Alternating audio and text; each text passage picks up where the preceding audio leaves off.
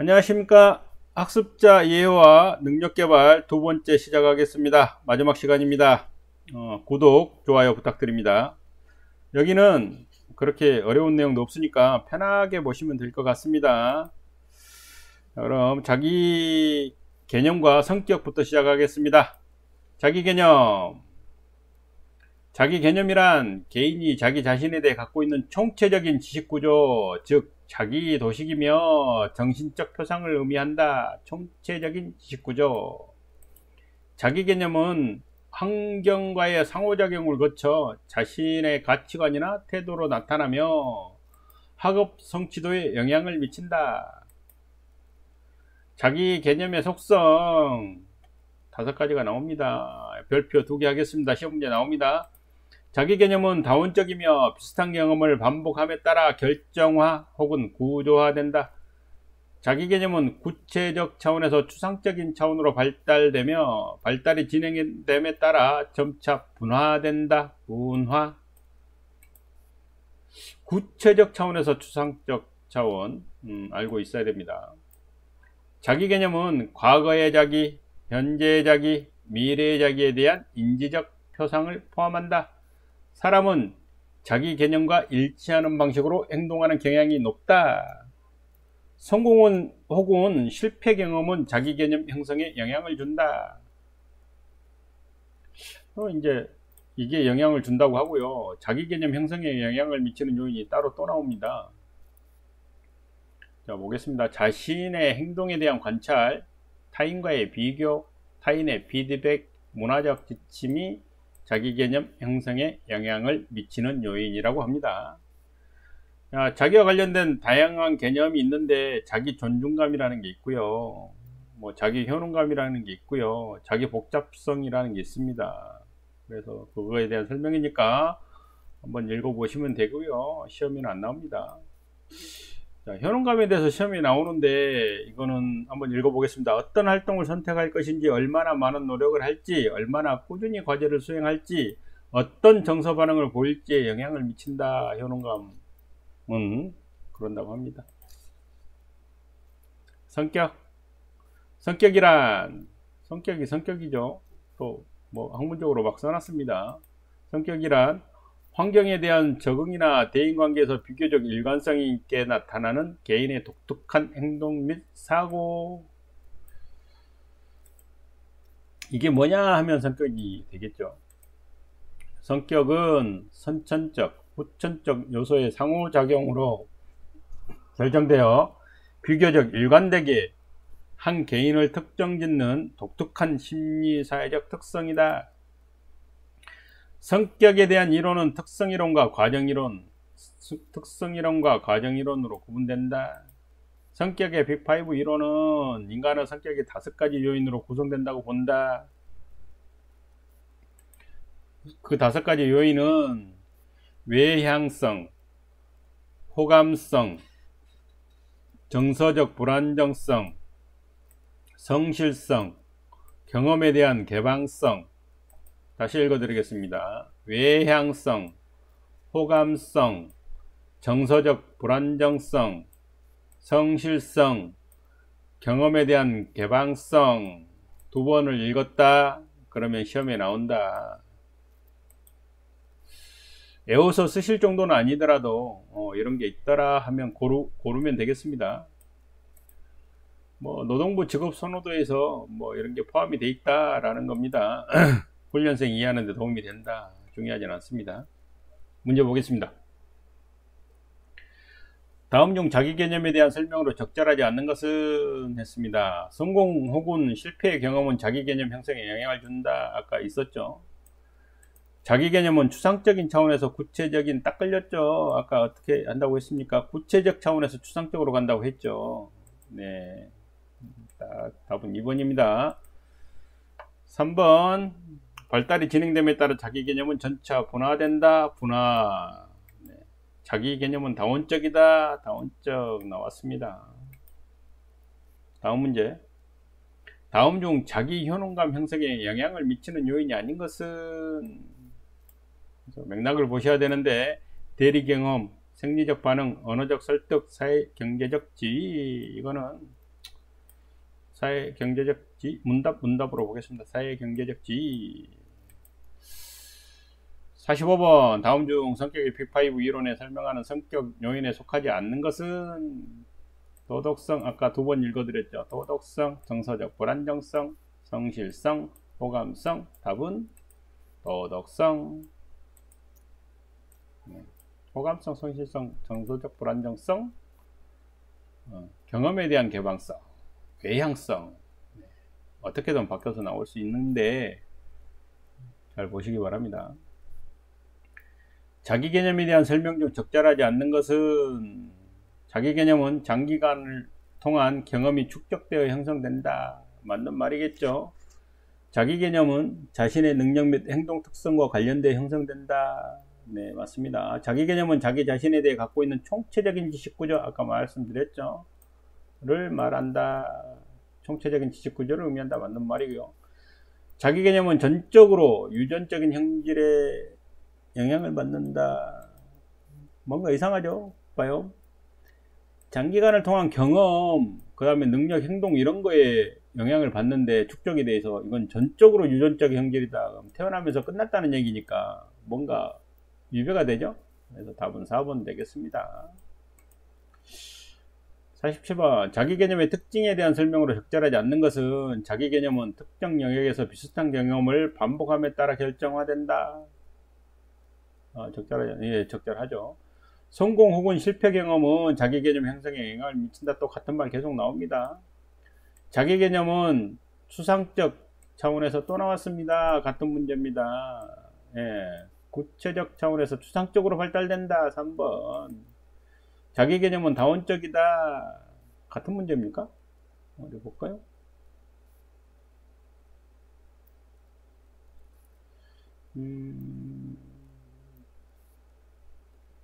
약간 보기가 다릅니다.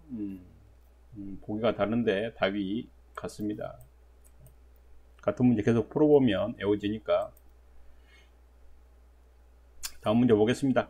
다음 중 노동부 성격검사의 성실성을 구성하는 하위 요인이 해당되지 않는 것은 성실성, 유능감, 책임감, 도덕성, 완벽성. 답은 3번인데 해설 보겠습니다. 호감성의 하위 요인이 도덕성, 수용성, 겸손, 타인에 대한 믿음, 타인에 대한 배려, 휴머니즘. 이게 이제 하위 요인까지 싹 하려면 한 페이지를 외워야 되니까 이 문제만 외우고 가겠습니다. 성실성을 구성하는 하위 요인에 해당되지 않는 것은 그래서 도덕성이다. 도덕성은 호감성의 하위 요인이다. 그러니까 호감을 받으려면 도덕성, 수용성, 겸손, 타인에 대한 믿음, 타인에 대한 배려, 휴머니즘이다. 이걸 다 외우실 필요는 없고 왜 아니냐? 이거는 호감성은 도덕성이다. 이렇게 해서 알고 계시면 되겠습니다. 자, 구성인 학습자. 성인 학습자의 이해, 성인 학습자의 개념. 성인의 학습자죠. 개념이 따로 있겠습니까? 읽어보겠습니다. 사회적으로 생산적인 일을 수행하고 자신의 삶에 대해 기본적인 책임과 의무를 수행할 수 있는 사람으로서 학습 활동에 참여하는 자. 그렇죠. 성인이 학습 활동에 참여하는 게 성인 학습자입니다. 어렵게 써놨지만 그렇습니다. 바로 우리들을 말하는 겁니다. 성인 학습자의 특징 이렇게 하나, 둘, 세 개 나왔다. 어떻게 시험에 나온다. 인지적 특성, 정서적 특성, 사회적 특성이 있는데 읽어보겠습니다. 인지적 특성. 학습에 충분한 시간을 제공해 준다든가 학습에 대한 성취감과 자신감을 가질 수 있도록 배려하고 학습자의 경험을 상호 교환하여 학습 자원으로 활용할 수 있도록 교사가 학습자를 조력한다면 깁니다. 충분한 학습 능력을 발휘할 수 있음. 성인은 이렇게 해주면 학습 능력을 발휘한다. 이런 얘기죠. 정서적 특성. 성인 초기와 중기 사이에 독립성, 자신감, 개인적 성취의 중요성이 증가하고 자기에 대한 개방성이 증가되며 보다 성숙한 성격 특성을 갖게 되며 성인 중기부터 후기까지의 변화는 크지 않지만 성취의 중요성이 감소한다. 아하. 성인 중기부터 후기까지 성취의 중요성이 감소한답니다. 성취가 중요하지 않다. 타인에 대한 관심이 증가한답니다. 타인에 신경 쓸 때가 아닌데 그래도 학습자인데 어쨌든 특성이 이런다고 합니다. 그래서 성인 후기에는 중심성 경향과 내향성 및 조심성이 증가한다. 무슨 성, 중심성 경향과 내향성 및 조심성이 증가한다. 성인 후기에는. 중기부터는 성취의 중요성이 감소한다. 타인에 대한 관심이 증가한다. 이렇게 되어 있습니다. 사회적 특성. 성인 학습에 참여하는 성인의 경우 혼자보다는 집단 속에서의 학습이 잘 이루어질 뿐만 아니라 학습 효과나 학습자들의 만족도에도 긍정적 결과를 나타낸다. 성인들은 사회적 특성으로 인해서 보면 집단 속에서 잘한다고 합니다. 따라서 성인 학습자와 지도자, 성인 학습자 간의 상호작용에서 친밀한 관계를 유지하는 것이 중요하다. 학습자와 교수자가 되겠죠. 학습자 간 친밀한 관계를 유지하는 것이 중요하다. 관계 유지. 성인 학습 지도 방법. 성인 학습자 유형. 성인 학습자의 학습 참여 동기에 대하여 홀은 목표, 지향형, 활동, 지향형, 학습, 지향형으로 구분하였고 세 가지다. 어떻게 시험에 나온다. 다시 읽어보겠습니다. 성인 학습자 유형, 홀이 말했는데 목표, 지향형, 활동, 지향형, 학습, 지향형으로 구분하였고 몰스테인과 스와트는 외부적 기대, 직업적 정보, 사회적 관계, 도피, 자극, 사회적 복지, 인지적 흥미로 구분하여 제시하였다. 이렇게 되어 있습니다. 자, 성인 학습의 특성, 학습자 중심의 자발성. 뭐 종류가 많습니다. 이거 시험 문제 딱 나오면 이것도 별표 3개. 성인 학습의 특성, 학습자 중심의 자발성, 수평적 관계에 의한 상호 학습성, 학습자 경험을 자원화. 학습자의 경험을 자원화한다는 얘기죠. 다양성과 이질성을 인정하는 융통성, 학습 과정 중심의 즐거운 학습, 현실적 요구에 기초한 학습 내용, 교육제도의 융통성과 분권화, 홍보의 필요성. 자, 애워질 수는 없는데 이런 특성의 개념. 성인은 당연히 뭐 자발적이겠죠. 그죠? 그 다음에 아까 집단에서도 잘한다고 하니까 여기 보시면 상호 학습이 있고, 그 성인은 경험이 있기 때문에 그것을 자원화할 수 있다. 융통성이 있다. 학습 과정 중심의 즐거운 학습을 한다. 뭐 이런 내용입니다. 성인 학습의 지도 원리, 근접성의 원리, 적합성의 원리, 동기부여의 원리, 쌍방 커뮤니케이션의 원리, 피드백의 원리, 참여 학습의 원리, 다중감각을 활용한 학습의 원리, 반복 학습의 원리. 이걸 외우라는 게 아니고 이런 거 한번 읽어봤기 때문에 읽어보고 나서 우리가 문제에서 답을 찾자, 이런 얘기입니다. 이거 외우신 분 있으면 안 됩니다. 시간이 그렇게 많지가 않죠. 자, 이런 게 있었구나. 성인학습 지도의 원리는 뭔지 몰라도 뭐 근접성, 적합성 뭐 이런 게 있더라. 처음 들어본 말을 찍는 것보다 한번 들어본 걸 찍는 게 낫겠죠. 자, 문제 보겠습니다. 성인 학습자에 대한 설명으로 적절하지 않는 것은 성인 후기에는 중심성 경향 들어봤죠? 내향성 및 조심성이 증가한다 들어봤죠? 들어본 내용이니까 이렇게 부담감이 없습니다. 사고 및 문제 해결 능력은 지능 교육 수준 및 직업 등의 영향을 받지 않는다? 받는다. 예. 틀린 말이 되겠죠? 영향을 받겠죠? 자, 다음 읽어보겠습니다. 성인들은 자신에게 부과된 여러가지 과업들을 성공적으로 수행하기 위해 학습에 관심을 갖는다. 맞습니다. 성인 학습자는 혼자보다 아까 집단 속이라고 했죠. 집단 속에서 학습이 잘 이루어진다고 합니다. 맞고 2번에 대한 해설입니다. 사고 및 문제 해결 능력은 지능 교육 수준 및 직업 등의 영향을 받으며, 그렇죠. 단순히 나이의 증가로 인해 감퇴되지 않는다. 감퇴되지 않는다. 문제 해결 능력은 지능 교육 수준 및 직업 등의 영향을 받는다가 맞습니다. 홀 나왔습니다. 홀. 홀이 제시한 성인 학습자들의 교육 참여 동기에 해당하지 않는 것은 목표 지향형, 활동 지향형, 학습 지향형, 경험 지향형은 아니죠. 다시 보겠습니다. 목표 지향형, 활동 지향형, 학습 지향형입니다. 성인 학습자 유형입니다. 자, 다음 51번. 이거 경험 지향형은 아닙니다. 자, 성인 학습의 지도 원리 중에서 다음 보기의 설명은 어떤 원리를 말하는가 보겠습니다. 수업의 도입부에 중요한 사항을 포함시키고 흥미롭게 구성해야 할 뿐만 아니라 수업 목표와 전체적인 뼈대를 초반에 제시해야 한다. 이거는 우선성입니다. 우선성. 해서 읽어보면 합니다.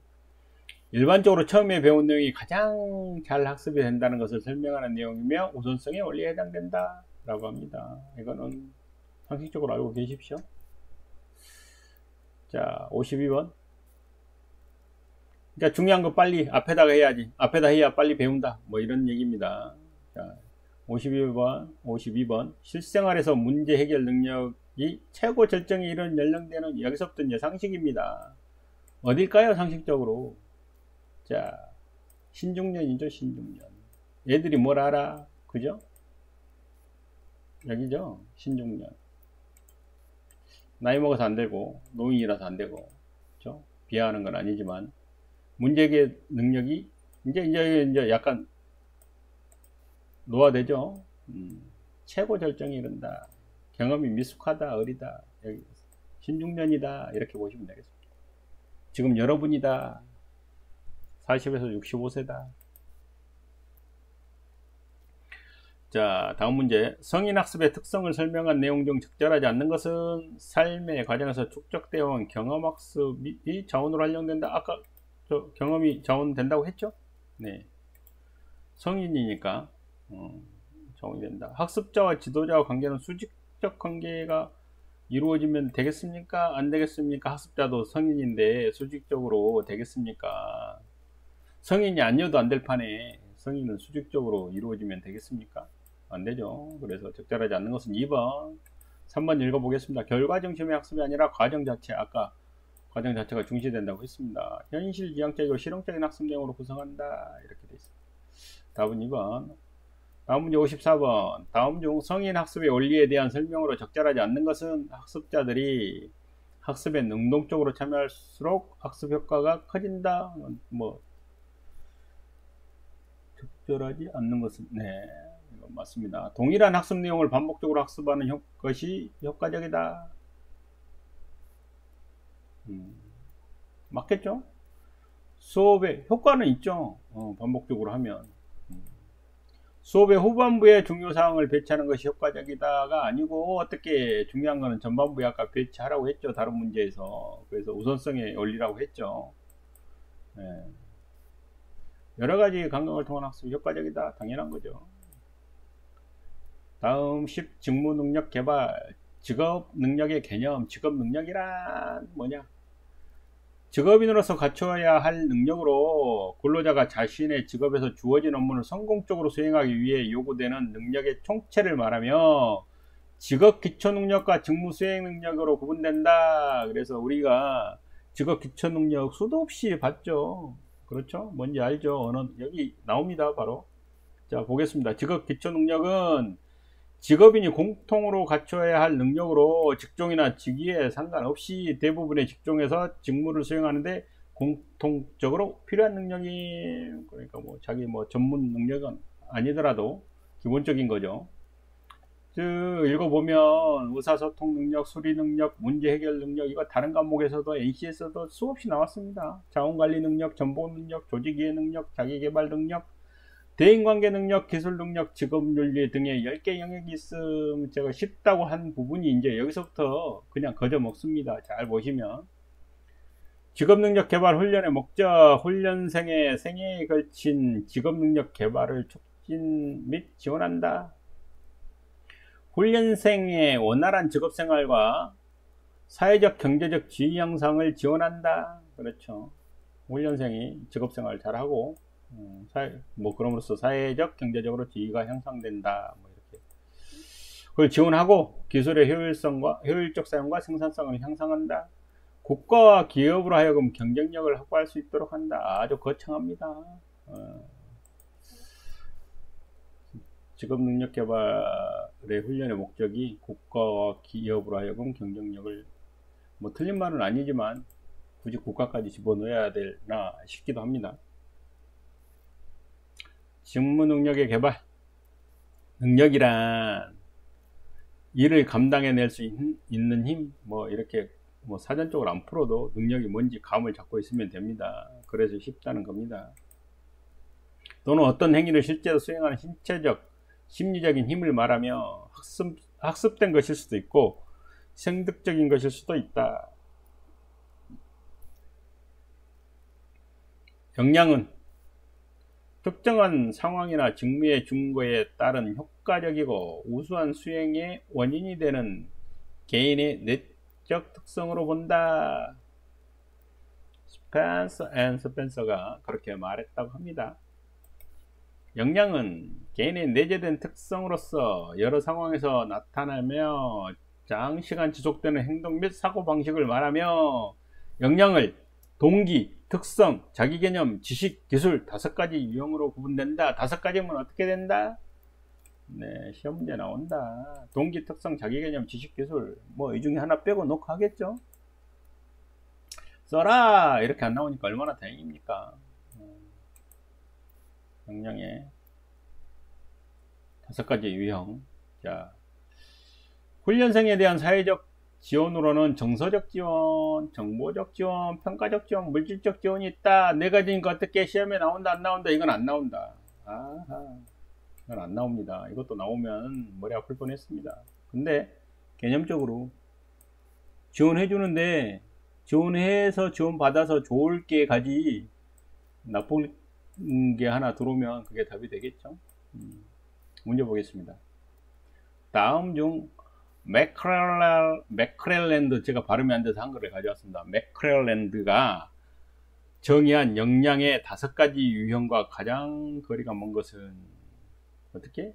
기술, 지식, 동기가 있고 보수는 아니죠. 딱 봐도 아무것도 몰라도 이렇게 지식, 기술 뭐 이거는 뭐 연관이 있을 것 같습니다. 자, 다음 중 거저먹는 문제 나오기 시작합니다. 다음 중 직업훈련의 목적에 따른 분류와 가장 거리가 먼 것은 양성훈련, 향상훈련, 전직훈련, 소방훈련. 땡큐.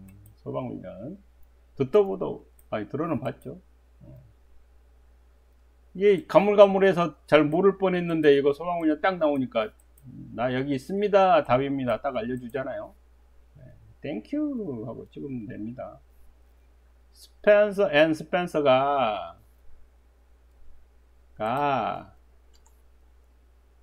정의한 것으로 특정한 상황이나 직무에서 증거에 따른 효과적이고 우수한 수행의 원인이 되는 개인의 내적 특성을 뭐라고 하는가? 내적 특성이라고 하면 내적 역량 아닙니까? 역량? 응? 내적 특성 역량이죠. 아까 능력하고 역량 했을 때 역량이죠. 읽으면서 따는 역량 이렇게 나오는 거죠. 그죠? 역량. 개인의 내적 특성 맞습니다. 역량.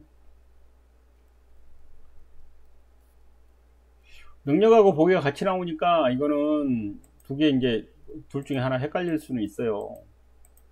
근데 뭐 다른 것도 헷갈린다 그러면 뭐 틀려야 됩니다. 근데 능력이냐 역량이냐가 헷갈리면 요거는 뭐 확률은 일단 50%인데 문제 나올 것 같으니까 다시 한번 보고 가겠습니다. 능력은 뭐를 할 수 있는 힘이 되는 거, 역량은 내적 특성 이렇게 구분하면 될 것 같습니다. 능력.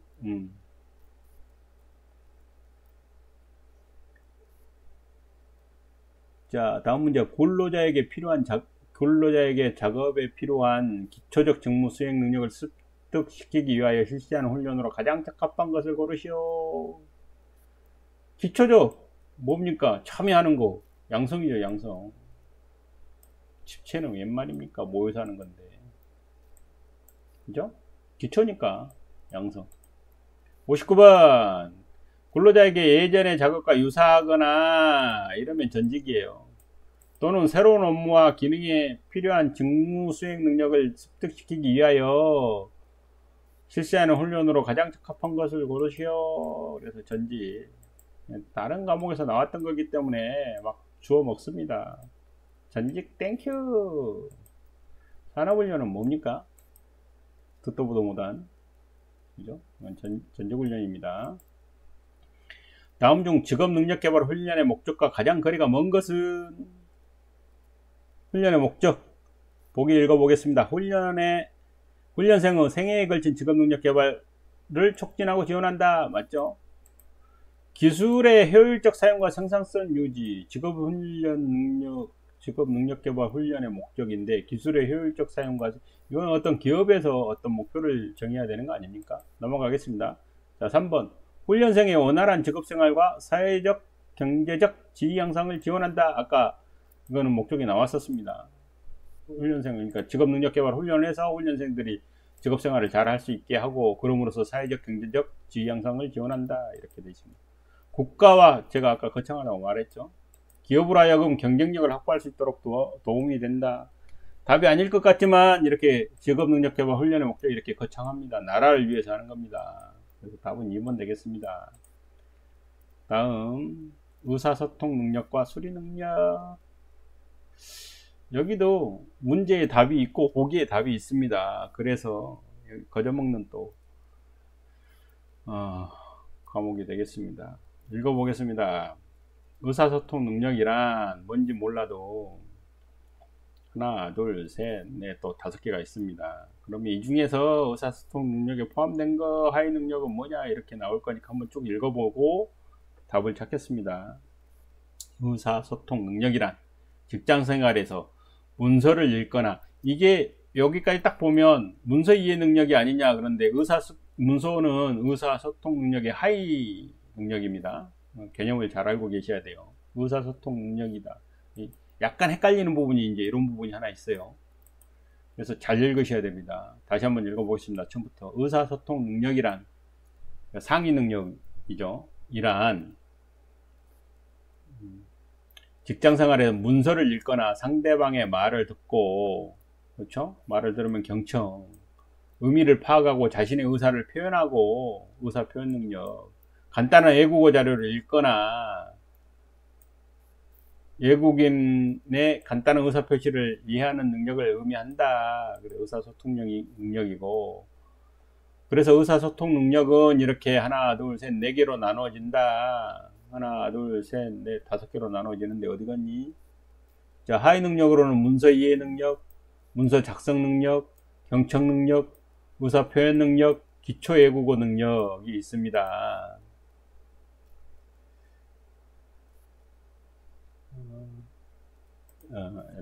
이렇게 되겠습니다. 그래서 기초 외국어 능력. 자, 보겠습니다. 그래서 문서 이해 능력은 직장생활에서 필요한 문서를 확인하고 읽고 내용을 이해하여 업무 수행에 필요한 요점을 파악하는 능력이죠. 당연히 문서 이해 능력은 문서가 들어가는 거고요. 문서 작성 능력도 당연히 직장생활의 목적과 상황에 적합한 아이디어와 정보를 전달할 수 있는 문서를 작성하는 능력이죠. 문서 이해 능력은 문제를 이해하는 능력, 문서 작성 능력은 문서를 작성하는 능력. 이래서 거저 먹는다는 겁니다. 자, 경청 능력, 듣는 능력, 듣는 거죠. 주의 깊게 듣고 공감하며 적절하게 반응하는 능력, 의사 표현 능력, 말하는 거죠. 목적과 상황에 맞는 말과 비언어적인 행동을 통해서 아이디어와 정보를 찾고 이를 효과적으로 전달하는 능력이 어쨌든 의사 표현을 하는 겁니다. 기초 외국어 능력은 외국어로 된 간단한 자료를 이해하거나 간단한 외국인의 의사 표현을 이해하고 자신의 업무와 관련하여 필요한 능력이다. 어려운 게 없지 않습니까? 자, 수리 능력 보겠습니다. 수리 능력이란 직장생활에서 요구되는 사칙 연산과 기초적인 통계를 이해하고 도표의 의미를 파악하거나 도표를 이용해서 결과를 효과적으로 제시하는 능력을 말합니다. 수리 능력의 하위 능력으로는 이렇게 기초 연산 능력, 기초 통계 능력, 도표 분석 능력, 도표 작성 능력 4개가 있습니다. 그러니까 이것도 이제 시험 문제 나오겠죠. 4개니까. 기초 연산 능력을 모르는 사람은 없을 거니까, 기초 연산 능력은 직장 생활에서 필요한 기초적인 사칙 연산과 계산 방법을 이해하고 활용하는 능력이다. 기초 통계 능력은 직장 생활에서 평균 합계 빈도와 같은 기초적인 통계 기법을 활용하여 자료의 특성과 경향성을 파악하는 능력이다. 도표를 분석하는 게 도표 분석 능력, 도표를 작성하는 게 도표 작성 능력이죠. 직장 생활에서 도표의 의미를 파악하고 필요한 정보를 해석하는 능력이다. 그렇죠? 분석 능력. 작성 능력은 직장 생활에서 도표를 이용하여 결과를 효과적으로 제시하는 능력이다. 작성하는 능력이다. 이런 뜻이 되겠습니다. 문제 보겠습니다. 퀴즈 61번. 다음 중 의사소통 능력의 하위 능력과 거리가 먼 것은 의사를 소통한답니다. 문서 이해 능력, 문서 작성 능력, 커뮤니케이션 능력, 경청 능력, 커뮤니케이션 능력 자체가 의사소통 능력이죠. 커뮤니케이션을 한다는 얘기죠. 이렇게 표현을 하지 않았습니다. 우리 계제에서는. 그래서 의미 자체도 하위 능력이 아니다. 이거 자체가 의사소통 능력이다. 그래서 답은 3번 되겠습니다. 다음 중 수리 능력의 하위 능력과 가장 거리가 먼 것은 수리 능력, 계산하고 뭐 하는 거, 기초 도표 분석 능력 넘어가겠습니다. 기초 연산 능력, 당연히 수리 능력이에요. 기초 통계 능력, 수리 능력이에요. 도표 작성 능력, 도표 분석 능력 다 수리 능력인데, 기초 도표 분석 능력 여기다 말 하나를 딱 기초라를 넣기 때문에 아니라고 합니다. 이 문제가 이렇게 나와요. 그래서 언뜻 보면 이것도 답일 것 같은데 쉽게 생각해야 됩니다. 쉽게. 여기 이 단어는 쉽다고 했습니다. 미리 쉽다고 말씀드린 이유는 쉽게 생각해서 찾아라. 여기는. 그래서 하지 마시고 뭐 이거 나머지가 답인 거 아니까. 63번. 직업인이 직장에서 업무를 수행함에 있어 문서를 제대로 작성하거나 읽고 상대방과 대화해서 말의 의미를 파악하며, 여기까지 봐도 의사소통 아닙니까? 자신이 전하고자 하는 바를 정확하게 표현하는 능력을 무엇이라고 합니까? 그래서 이렇게 아까 주의하라고 한 게 여기까지만 읽고 문서 능력이다 이렇게 하면 안 된다 이겁니다. 쭉 읽어보면 말도 하고 뭣도 하고 자기가 표현도 하고, 그래서 이거는 의사소통 능력이다. 다음 문제 64번. 직장생활에서 요구되는 사칙 연산과 기초적인 통계를 이해하고, 통계죠? 그러면 뭡니까? 수리. 도표의 의미를 파악하거나, 도표 능력, 도표 분석 능력, 여기까지. 도표를 이용해서 결과를 효과적으로 제시하고, 도표 작성 능력. 이걸 하는 직업 능력은, 그러니까 하위 능력들을 다 하는 직업 능력이니까 그거의 상위 능력을 말해야 되죠. 수리 능력. 쉽죠? 다음은 직업 기초 능력에 관한 설명이다. 가로 안에 알맞은 말을 고르시오. 무엇은 가로는 직장 생활에서 문서를 읽거나 또 나옵니다. 상대방의 여기까지 읽고 문서 능력이라고 하면 안 된다고 했습니다. 상대방의 말을 듣고 경청도 한대요. 문서 능력도 있고 경청도 하고 그러면 이미 하위 능력이 아닌 겁니다. 상위 능력, 뭐 의사소통 능력 다 읽어볼 필요가 없죠. 뭐. 그죠? 66번. 다음은 직업 기초 능력 중 의사소통 능력의 하위 능력에 관한 설명이다. 가장 알맞은 것을 고르시오. 이건 이제 잘 봐야 됩니다. 다른 사람의 말을 주의 깊게 듣고 경청이죠. 공감하며 적절하게 반응하는 능력으로 경청입니다. 경청. 자, 개인 조직 간의 원만한 관계를 유지하고 업무성과 향상을 적절하게 의사소통할 수 있는 능력이다. 의사소통의 하위 능력으로서 경청 능력, 주의 깊게 듣고, 일단 하위라고 말을 해줬고요. 그죠? 하위에서 고르면 되니까. 의사소통의 하위 중에서 고르면 되니까. 주의 깊게 듣는데 뭐 문서는 아니겠죠. 그죠? 표현 능력, 의사 표현도 아니겠죠. 경청 능력입니다. 잘 보시면 답이 보입니다. 다음 보겠습니다. 문제 해결 능력, 자원 관리 능력, 정보 능력. 문제 해결 능력이란 뭐 볼 것 없이 문제를 해결하는 능력입니다. 그래도 한번 읽어보겠습니다. 직장생활에서 문제 상황이 발생할 경우 창조적이고 논리적인 사고를 통하여 이를 올바르게 인식하고 적절히 해결하는 능력을 의미한다. 해결하는 의미다. 문제 해결 능력의 하위 능력, 여기가 이제 하위 능력이 있다. 문제 해결 능력도 사고력, 생각하는 거죠. 직장생활에서 발생한 문제를 해결하기 위한 기본 요소로서 창의적, 논리적, 비판적으로 생각하는 능력이 그냥 생각이 아니네요. 창의적, 논리적, 비판적. 이게 이제 이런 단어가 들어가면 아니라고 할 수 있으니까 한번 읽어보시는 거예요. 그 다음에 문제 처리 능력, 문제 해결 능력의 하위 능력이 문제 처리 능력이네요. 헷갈릴 수 있겠습니다. 문제 처리 능력은 직장 생활에서 발생한 문제의 특성을 파악하고 적절한 대안을 선택하고 적용하여 그 결과를 피드백하는 능력이다. 어쨌든 문제를 처리하는 능력이다. 자원관리 능력은 자원이죠. 인적 자원 있고 물적 자원 있고 뭐 그러겠죠. 시간도 자원이고 예산도 뭐 돈이니까. 읽어보겠습니다. 자원관리 능력이란 직장생활에서 시간, 예산, 물적 자원, 인적 자원 등의 자원 가운데 무엇이 얼마나 필요한지를 확인하고 이용 가능한 자원을 최대한 수집하여 실제 업무에 어떻게 활용할 것인지를 계획하고 계획대로 업무 수행에 이를 할당하는 능력을 의미한다. 큰 의미는 없습니다. 자원관리 능력의 하위 능력으로는 시간관리 능력, 예산관리 능력, 물적 자원 능력, 인적 자원관리 능력이 있습니다. 시간관리는 시간을 관리하는 거고요. 예산은 돈이죠. 물적 자원은 물건이죠. 물적 자원이고. 인적 자원은 사람이죠. 사람의 품속 뭐 이렇게 하는 겁니다. 뭐 읽어볼 필요가 없어요. 자, 정보 능력은 정보 처리 능력, 컴퓨터를 활용해서 정보를 수집 분석하는 거죠. 그래서 그 하이로는 컴퓨터 활용 능력과 정보 처리 능력이 있다. 컴퓨터는 활용 능력은 업무 수행에 있어서 정보를 수집, 분석, 조직, 관리, 활용하는 데 있어서 컴퓨터를 사용하는 능력이다. 컴퓨터 활용 능력은 컴퓨터를 사용하는 능력이다.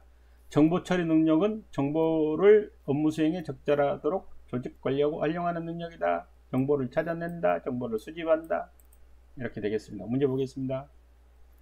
다음 중 자원관리 능력의 하위 능력과 가장 거리가 먼 것은 또 가장 했기 때문에 뭔가 애매한 게 있는 겁니다.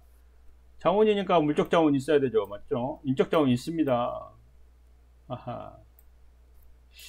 3번 딱 나왔습니다. 예산은 돈이고, 네, 답은 3번. 그냥 거리가 먼 것은 해도 될 뻔했는데 뭔가 연관이 있나요? 깊게 생각하지 말고 답은 3번입니다. 업무를 수행함에 있어 기본적인 컴퓨터를 활용하여, 컴퓨터는 정보죠. 필요한 정보를 수집, 분석, 활용하는 지극기초 능력과 가장 관련이 높은 것은 정보. 예, 1번 정보 능력이 있습니다. 다행히 비슷한 게 안 나와요. 보기가 수학, 분석 뭐 안 나옵니다. 69번 직장생활에서 발생한 문제를 해결하기 위한 기본 요소로서 창의적, 논리적, 비판적, 아까 말했습니다. 생각하는 능력과 가장 관련이 높은 것은 생각하는 거, 사고, 생각, 그죠? 사고력, 생각하는 능력. 70번 업무를 수행함에 있어 기본적인 컴퓨터를 활용하여 정보죠. 필요한 정보를 수집, 분석, 활용하는 직업기초 능력을 고르시오. 정보 능력이죠. 네. 71번 다음은 직업기초 능력 중 정보 능력의 하위 능력의 뭐 컴퓨터나 정보 뭐 둘 중에 하나죠. 뭐 설명으로 가장 알맞은 걸 고르시오 했는데, 직장생활에서 필요한 정보를 수집하고 분석하여 의미 있는 정보를 찾아내며 찾아낸 정보를 업무 수행에 적절하도록 조직 관리하고 활용하는 능력입니다. 그러면 이제 정보 처리 능력이고, 컴퓨터는 컴퓨터를 사용하는 능력입니다. 이렇게 나옵니다. 보시면 컴퓨터 활용 능력입니다. 컴퓨터를 활용하는 능력입니다. 앞에 이제 내용 헷갈리더라도. 그래서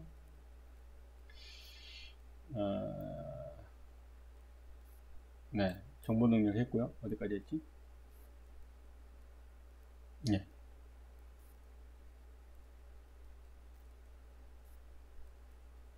네, 71번도 정보 처리 능력입니다.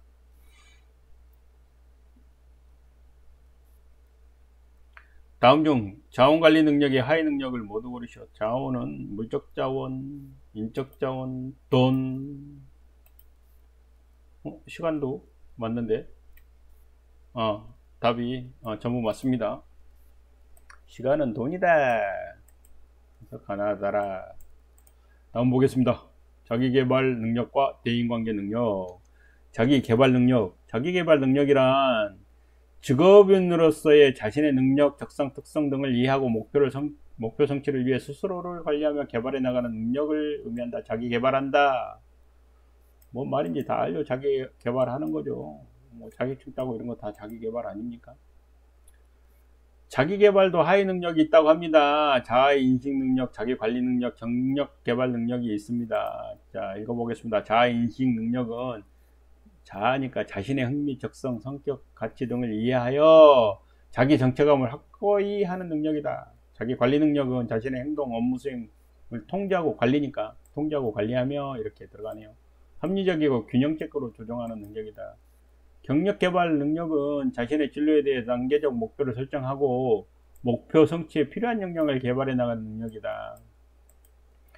대인관계 능력은 대인과의 관계 능력이죠. 대인관계 능력이란 직장생활에서 협조적인 관계를 유지하고 조직 구성원들에게 도움을 줄 수 있으며 조직 내부 및 외부 갈등을 원만히 해결하고 고객의 요구를 충족시켜 줄 수 있는 능력을 의미한다. 대인관계 능력의 하위 능력에는 팀워크 능력, 리더십 능력, 갈등 관리 능력, 협상 능력, 고객 서비스 능력 보면 다 대인을 상대로 하는 능력이긴 합니다.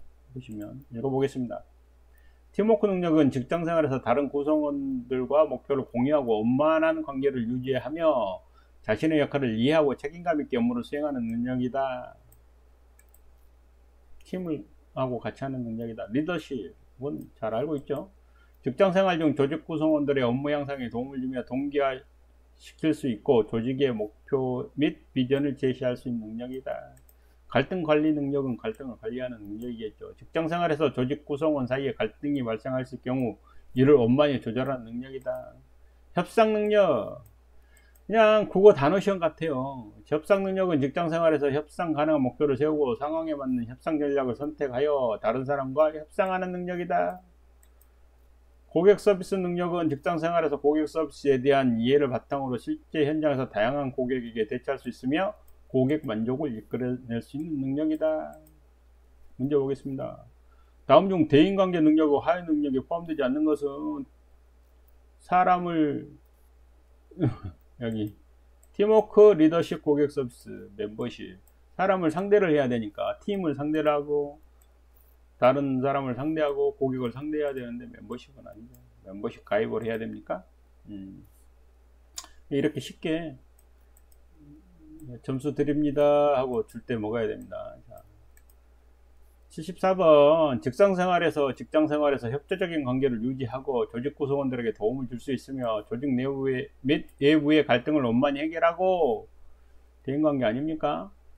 고객의 요구를, 그러니까 여러가지 이게 이제 뭐 하위 능력들이 나와버리잖아요. 고객도 나오고 팀워크도 나오고 갈등 해결도 나오고, 그러니까 이렇게 갈등 관리하고 뭐 팀워크, 고객 이렇게 나오니까 대인관계 딱 나와요. 그죠? 대인관계 능력 나옵니다. 다음 중 자기개발 능력의 하위 능력에 포함되지 않는 것은 자기개발 능력이라고 합니다. 자아인식, 자기관리, 경력개발 맞는데 의사소통은 뭡니까? 생뚱 맞죠? 자기개발하는데 의사소통 능력 있습니까? 76번 다음은 직업 기초 능력에 관한 설명이다.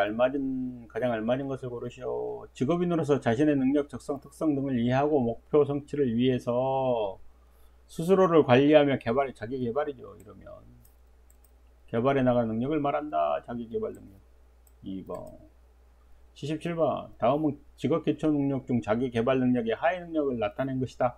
해당되는 것을 모두 고르시오. 자기 개발 능력의 하위, 경력 개발 능력, 자아인식 능력, 자기 관리 능력 있어야 되죠. 기초 외국어 능력 있어야 됩니까? 있으면 좋지만 자기 개발 능력의 하위 능력은 아닙니다. 그래서 답은 가나다. 가나다. 78번 다음은 직업 기초 능력 중 자기 개발 능력의 하위 능력에 관한 설명으로 알맞은 것을 고르시오. 자기 개발의 하위 능력. 자, 자신의 진로에 대하여 단계적 목표, 이거 자기 개발하는 거죠. 목표를 설정하고 목표 성취에 필요한 역량을 개발해 나가는 경력 아닙니까? 네, 경력 개발 능력. 한번 보겠습니다. 마지막 같습니다. 기술 능력, 조직 이해 능력, 직업 윤리. 기술 능력이란 일상적인 직장 생활에서 요구되는 수단, 도구, 조작 등에 관한 기술적인 요소들을 이해하고 적절한 기술을 선택하며 적용하는 능력을 그래서 기술 능력도 하위 능력이 있는데 기술 이해 능력, 기술 선택 능력, 기술 적용 능력이 있습니다. 그러면 쭉 보시면 기술 이해 능력은 이해하는 능력이고, 기술 선택 능력은 기술을 선택하는 능력이고, 기술 적용 능력은 적용하는 능력입니다. 조직 이해 능력, 조직 이해 능력이란 의미만 알고 외우는 거 아닙니다. 직업인으로서 일상적인 직장 생활에 요구되는 조직의 경영과 체제를 이해하고 조직을 이해하는 거죠. 이에 기초하여 자신의 업무 특성을 파악하며 국제적인 감각을 기르는 능력을 의미합니다. 이건 조금 이제 조직을 이해하는데 국제적인 감각을 기르는 게 여기 포함이 되어 있습니다. 그래서 이제 매칭이 잘 안 되면 틀릴 수도 있습니다. 요거는 알고 계셔야 될 것 같습니다. 자, 조직 이해 능력의 하위 능력에는 경영 이해 능력, 체제 이해 능력, 업무 이해 능력이 있다. 국제 감각이 있다. 여기요, 국제 감각. 그렇죠? 경영 이해 능력은 직장 생활에서 직업인으로서 자신이 속하는 조직의 경영 목표와 경영 방법을 이해하고 경영의 한 주체로서 조직 경영에 참여하는 능력이다. 체제 이해 능력은 직장 생활에서 직업인으로서 자신이 속한 조직의 구조와 목적, 문화, 규칙 등과 같은 조직 체제를 파악하는 능력이다. 체제를 파악하는 거죠. 업무 이해 능력은 직장 생활에서 직업인으로서 자신에게 주어진 업무의 성격과 내용을 알고 업무 처리 절차에 따라 효과적으로 업무를 수행할 수 있는 능력이다. 업무하는 능력이죠. 업무를 이해하는 능력이죠. 국제 감각은 직장 생활에서 직업인으로서 다른 나라의 문화를 이해하고 국제적인 동향을 파악하는 능력이다. 이렇게 나오면 국제 감각을 찍지 뭐 다른 거 찍을 수가 없지 않습니까? 그래서 쉽다는 겁니다. 직업윤리는 원만한 직업생활을 위해 필요한 태도, 매너, 올바른 직업관을 의미하고 직업윤리의 하위 능력에는 근로윤리와 공동체 윤리가 있습니다. 근로윤리란 직업윤리를 실천하기 위해 근면하고 정직하며 성실하게 업무에 임하는 자세를 배양하는 것이 중요하고, 공동체 윤리란 직업윤리를 실천하기 위하여 봉사하며 책임있고 규칙을 준수하고 예의 바른 태도로 업무에 임하는 자세를 배양하는 것이 중요하다. 문제 보겠습니다. 다음 중 기술 능력의 하위 능력에 포함되지 않는 것은 기술 능력이랍니다. 기술 이해하고 기술 선택하고 기술 적용하는 거 아까 했고요. 개발하는 건 아닙니다.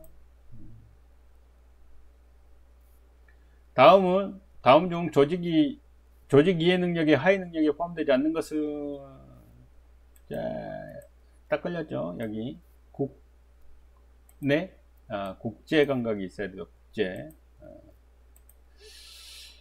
경영 이해 능력, 체제 이해 능력, 업무 이해 능력 있어야 되고요. 국내 감각 아니고요. 국제 감각이어야 됩니다. 자, 다음 문제. 다음 중 원만한 직업 생활을 위해 필요한 태도, 매너, 올바른 직업관이 의미하는 것과 가장 가까운 것은 직업윤리, 직장예절, 직업윤리. 직업윤리가 답이 되겠습니다. 생명윤리는 뭡니까? 전통윤리? 아닙니다. 한번 읽어봤기 때문에 직업윤리 딱 찍을 수 있습니다. 근데 뭐 안 읽어보고 문제를 이렇게 딱 보면 뭐 이것도 맞는 것 같고 이것도 맞는 것 같습니다. 문제를 두세 번 보면 알게 되겠지만. 다음 문제. 다음은 직업 기초 능력에 관한 설명이다. 가장 알맞은 것을 고르시오. 일상적인 직장 생활에서 요구되는 수단, 도구, 조작 등에 관한 기술적인 일단 기술도 나왔습니다. 요소들을 이해하고 기술 이해 나왔습니다. 기술 나왔고 기술 이해 나왔고 적절한 기술을 선택하여 적용까지 나왔습니다. 그러면 기술 능력이죠. 네. 다행히 하위가 안 나오고 이렇게 나오니까 고를 게 없어요. 뭐 자원관리 능력, 정보 능력 문제가 고를 수가 없잖아요. 네. 답이 딱 나왔습니다. 가져가세요. 땡큐. 83번 다음은 직업 기초 능력에 관한 설명이다. 가로 안에 알맞은 말을 고르시오.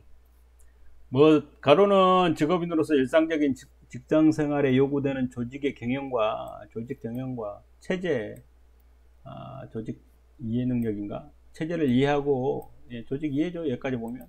이에 기초하여 자신의 업무 특성을 파악하며 국제적인 감각을 기르는 능력이 말한다. 그래서, 이거는 국제 감각이, 하위 능력이 들어가 있고요. 조직 이해 말고는 고를 게 없습니다. 자원관리 공동체 정발용 아니니까. 그래서 이렇게 쉽게 문제를 내주면 감사할 따름입니다. 다음은 직업 기초 능력 중 직업 윤리의 하위 능력을 나타낸 것이다. 해당되는 것을 모두 고르시오. 직업 윤리의 하위. 근로윤리 아까 나왔고, 공동체 윤리 나왔고, 전통 윤리는 없습니다. 가다. 네, 3번 되겠습니다. 이상으로 학습자 유한 능력 개발도 모두 마치겠습니다. 좋은 점수 받으시길 바라겠습니다. 감사합니다.